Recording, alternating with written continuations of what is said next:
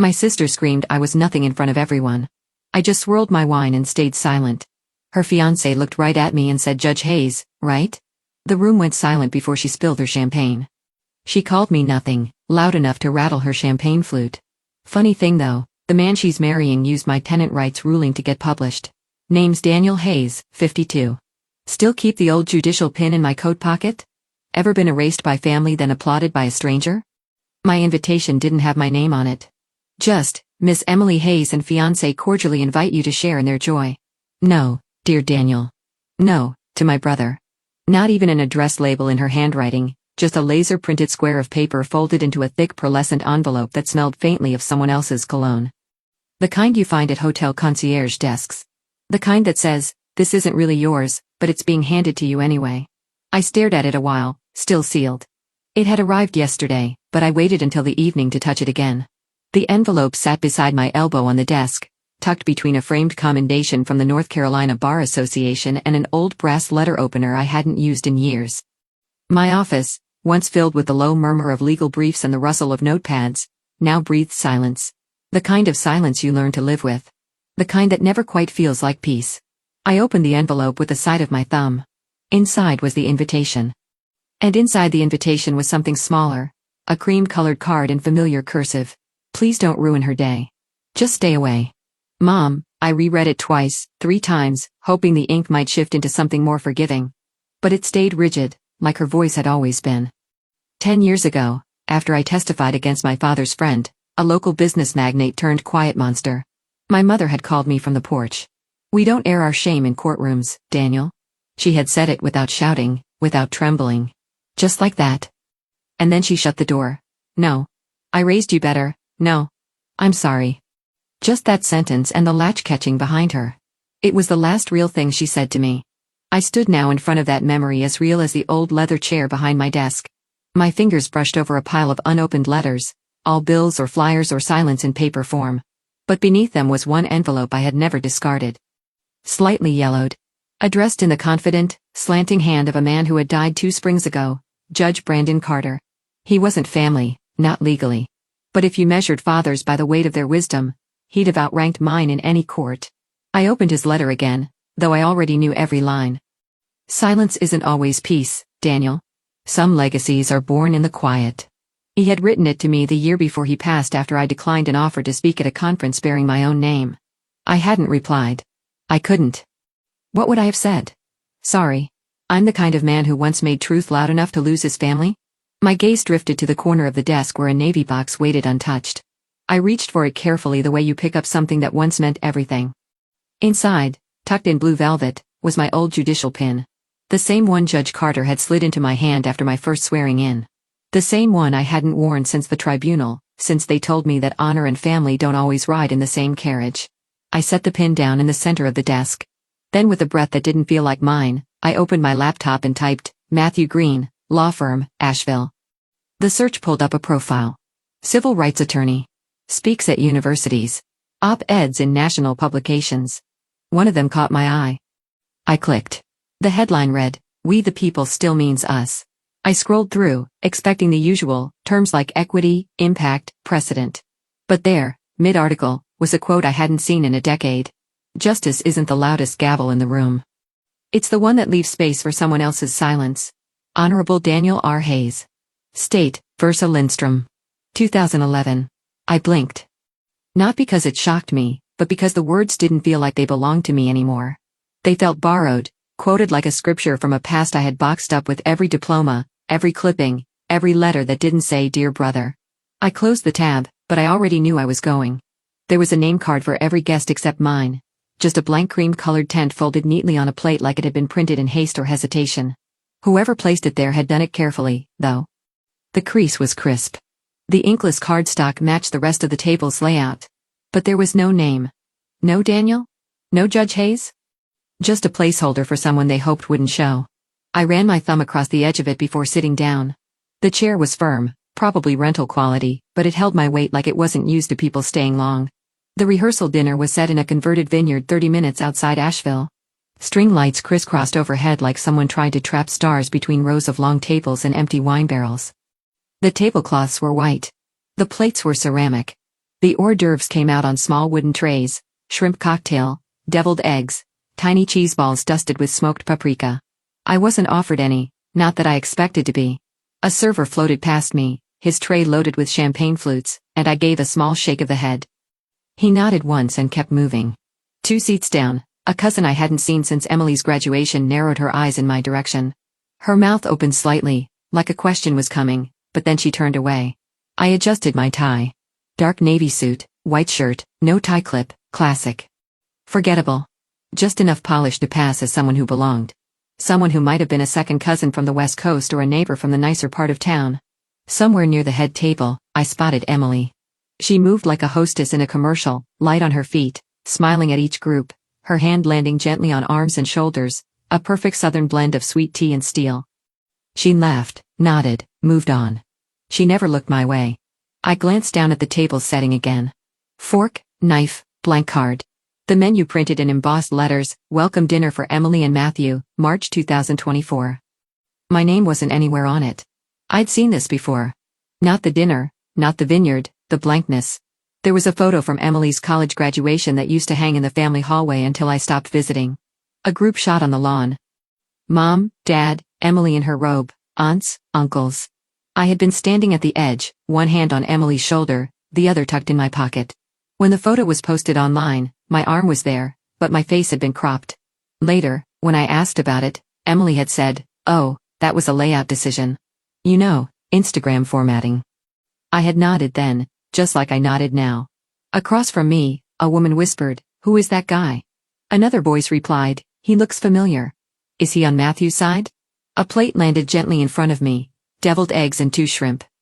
I hadn't asked for anything, but the server, a young man with nervous hands, lingered for half a second too long. Then he said, "Mr. Hayes," before correcting himself. "I mean, sir, sorry." I met his eyes. "No problem." He moved along visibly rattled. I picked up a deviled egg with my fork and turned it once on the plate before setting it down again. I wasn't hungry. At the edge of the room, Matthew Green stood beside one of the groomsmen. His posture was easy, but his eyes were fixed on me. He didn't look away when I noticed. Instead, he leaned in and said something to the man beside him. Something short, deliberate. Then he nodded once, subtly, and his gaze returned to me. I held it just for a second, then looked down at my plate. There was still no name card in front of me, but I no longer felt invisible. When Matthew said, "Judge Hayes," the entire table went still. Even the string quartet stopped between notes. Even the ice in Emily's glass looked like it refused to melt. I had been mid-sip, swirling the wine the way you're supposed to when you pretend you're relaxed. The glass never made it to my lips. I tilted it just enough to reflect the glint of the chandelier above us, a distorted halo over everyone pretending to be perfect. The private room was something out of a magazine. Floor-to-ceiling windows framed a view of downtown Asheville's lights with navy and blush decor dressing the space like it had something to prove. At the center was a mahogany table lined with name cards, centerpieces made of soft pink roses, and candlelight flickering with curated intimacy. My card still didn't have a name, just reserved. Emily sat 3 seats to my left next to our mother, Linda, who had worn a pearl brooch and the exact same expression she used when I told her I was applying to law school instead of joining the family business. She hadn't spoken to me since the rehearsal dinner, and now her fork rested at an untouched angle, her napkin folded precisely in her lap. I didn't expect warmth, but her silence was colder than the wine. Matthew stood now holding his glass for a short toast. His tone was measured, eyes sweeping the table slowly. "I want to thank you all for being here tonight," he said. "Some of you have been part of our journey from day one. Others, I'm honored to get to know better." He paused, looked at me, then continued. "When I was in law school, there was a case I couldn't get out of my head. Tenant rights. It was clean, precise, and damn near poetic. The ruling made it into the Harvard Law Review. I remember thinking, this guy sees people, not just statutes." The author's name was Judge D. Hayes. His eyes locked onto mine. "You wouldn't happen to be him, would you?" There it was. Emily stiffened like a sudden cold draft had wrapped around her spine. Her fingers clutched the base of her glass. Her lipstick smudged slightly at the corner, just enough for me to notice. The room held its breath. I didn't smile. I didn't flinch. I raised my glass in Matthew's direction and simply said, "You have good taste in legal scholarship." A ripple passed through the table, whispers bouncing like pebbles skipping on water. "He's a judge. Did you know? I thought Emily said he was gone." Emily shot up from her seat, her chair scraping loudly against the hardwood. "He's nothing. He's nobody," she said. Her voice cracked at the edge of composure, just loud enough to silence the whispers. All eyes swung back to me. For a moment, no one moved. I set my glass down, clean. No rush. Then I spoke softly, but with the full weight of the years that had been stripped, denied, folded away. Apparently, being nobody still got me published in the Harvard Law Review. A fork clinked against porcelain in the distance. Someone exhaled sharply. A cousin lowered her eyes. Emily's face flushed, not from embarrassment, from panic. She reached for her glass, but missed. Champagne spilled onto the tablecloth and ran in rivulets toward the roses. She swore under her breath, grabbed a napkin, and dabbed at it with the urgency of someone trying to reverse time. Then she turned and left. No apology. No glance back. The string quartet resumed quietly, like they were trying to patch up the silence. Linda looked down, lips tight, hands folded like she was saying grace for an outcome she couldn't prevent. Matthew remained standing, eyes still on me. He didn't speak. He didn't need to. The toast was over. But something else had begun. I looked around the table at the faces that had forgotten mine, the relatives who'd whispered versions of me out of the family record. They looked at me now like I'd been rewritten right in front of them, and I hadn't raised my voice once. Sometimes, dignity speaks loudest when you let the silence do the talking. By 8 a.m., my inbox was a graveyard of links. Subject lines bled accusations in bold font. Judge Hayes, hero or hypocrite? Anonymous sources reveal past misconduct. Why the Hayes family cut ties. Even a Reddit thread had my name pinned between conspiracy theories and homemade memes. Someone had even photoshopped me behind a podium with devil horns, classy. Rain tapped at the courthouse window like a ticking metronome. Outside, the city glistened with the kind of wet fog that makes everything look both clean and condemned. Inside, my office held steady, same leather chair, same smell of old books and fresh coffee. One folder sat open, untouched. The only thing louder than the rain was the pinging of news alerts lining up to be dismissed. I leaned back, hands folded. The smear campaign wasn't elegant, but it had reach. A few recycled rumors about a mistrial from 15 years ago. Allegations long disproven, revived by blogs that never met a clickbait they didn't love. This wasn't coincidence. It was strategy. I thought about something I told a law student once when she hesitated to file a harassment report against a professor. If your truth threatens someone's illusion, they'll fight back with fiction. And here we were. My phone lit up. Maya. "Morning," I said. "You've seen it," she replied. No question. "Yep. I've already flagged the top 5 articles. Do we fight this head-on or let it rot on its own?" I could hear the tension in her voice laced with caffeine and protective fury. Maya wasn't just my communications advisor. She was the storm you called in when your reputation was on fire. "We answer," I said. Not with outrage, with facts. A pause. Then, that's why I stayed. By 9:30, I had typed up a one-page press release. No emojis. No hashtags.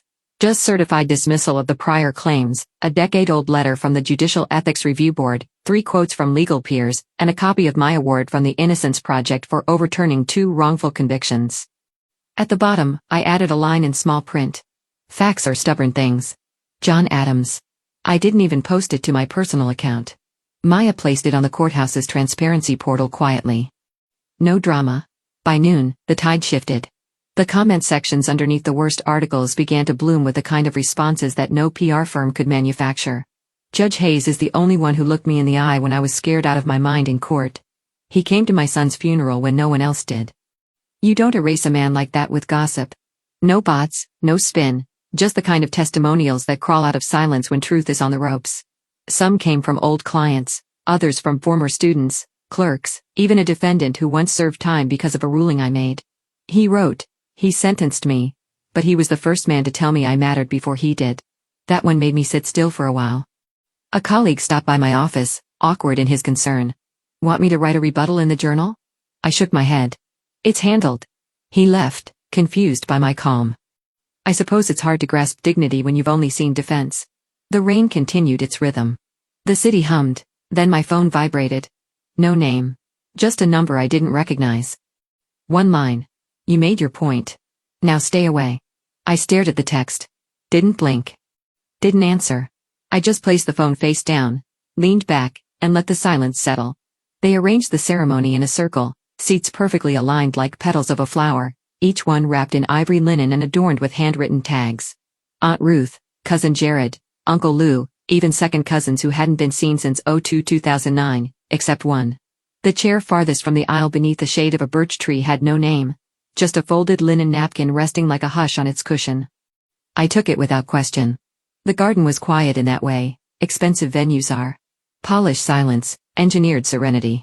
Golden light pooled against the tall arrangements of blush roses and pale eucalyptus, while soft classical music drifted from hidden speakers. It would have felt like peace if I didn't know better. Around me, eyes flicked like shutters. My cousin Nina leaned to her husband and whispered something. He nodded without looking. A few others gave half glances, then decided against approach. I wasn't part of the script, and they didn't know their lines for this scene. I crossed one leg over the other and rested both hands on my knee. No need to fill space. The officiant, a man with a beard too perfect to be sincere, began naming family members who had helped plan the ceremony. We'd like to acknowledge those who made this day possible. He called Linda. He called Emily's college roommate. He called Aunt Ruth again, apparently forgetting he'd already said her name. But he didn't call mine. It wasn't a surprise, but it landed like a practiced silence. Matthew stood near the front, fingers interlaced, a folded paper in his hands. Emily stood beside him, smile frozen in perfect poise. She looked radiant and carved, like a statue that would crack if touched. At one point, she glanced toward me just once, but her eyes darted away before focus could land. The look wasn't fear. It was preservation, like seeing a mirror and refusing to recognize the reflection. The speeches began. Toasts full of charm and selective memory. One uncle recalled Emily as a peacemaker since childhood. Another joked about her diplomatic way of settling monopoly disputes. I sipped from a water glass, watching the sun slip lower, turning the rose petals translucent at the edges. Then Matthew took the mic. He unfolded his paper with a care that felt deliberate, looked once at Emily, then scanned the garden until his eyes stopped on me. I didn't grow up with a strong male role model, he began, voice steady. But in law school, I came across a ruling that shifted the way I thought about fairness, about truth. He paused. It was about tenants' rights and systemic bias in eviction courts. I remember the author not because of the name, but because of the clarity and the courage. Another pause. That ruling was by Judge Hayes. Wherever you are, thank you. The silence that followed wasn't awkward.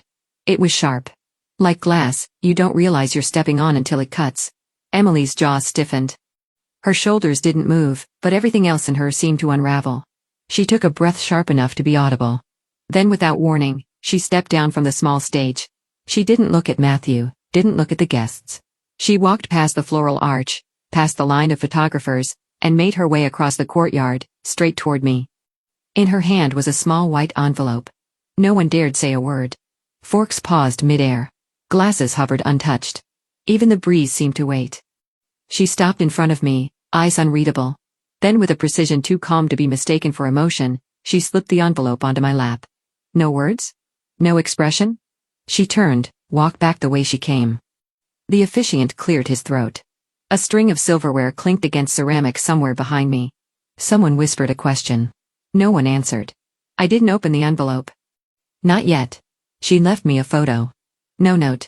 No message. Just a single image tucked inside the same envelope I hadn't touched for weeks.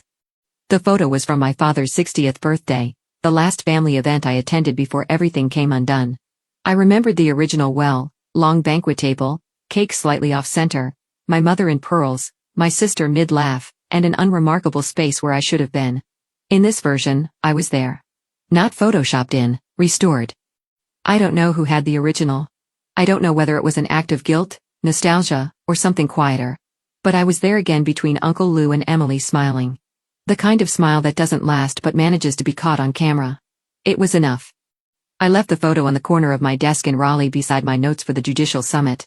Maya had just finished arranging the last of the press packets. You've got 5 minutes, she said, glancing at her watch then at me. The room's full. They even set up overflow seating. I nodded. She paused, then added more gently. Your name's on the banner. First line, I saw, I said. Took a photo. Didn't post it. She smiled and left the room, letting the door ease shut. I stood in the green room alone, adjusting my tie not because it was crooked, but because some habits survive everything. On the wall behind me hung framed photographs of past keynote speakers, judges, activists, authors, people whose words had outlasted applause. I knew some of them. I had studied under a few. Brandon Carter's photo wasn't there, but I could still hear his voice. Some records, Daniel, aren't on paper. They're written in who you become. The room filled quickly. Rows of chairs, heads turning, a hush falling as I approached the podium. No one asked where I'd been. No one mentioned the blog posts or the gossip. No one even said Emily's name, and I didn't either. Instead, I told them a truth they already felt. The law remembers what people try to erase. Some families bury the wrong names. Some institutions do too. But what matters most, what stays, is not ink or lineage or power. It's whether you showed up and whether you did what was right when no one asked you to. I let the silence hang. Not dramatic, just honest. A few nodded. A few wiped their eyes. I scanned the crowd without searching.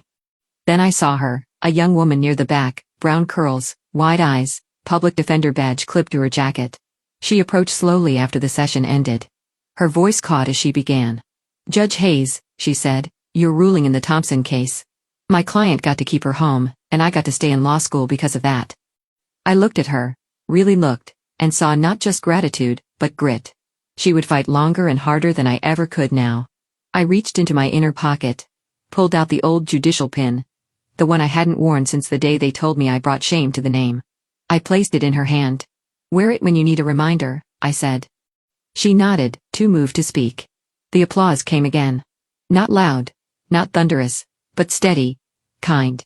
I didn't stay for the networking or the photos, didn't linger near the coffee station or let anyone pitch me a book deal. I stepped out into the evening. No parade, no headlines, just the quiet tap of my shoes on concrete and the photos still in my breast pocket. A man remembered not by noise, but by presence. And somehow that was enough. Even if I was only known by one person in that crowd or just by myself. Sometimes, all it takes is one old photo to remind you that you were there, even when the world tried to crop you out.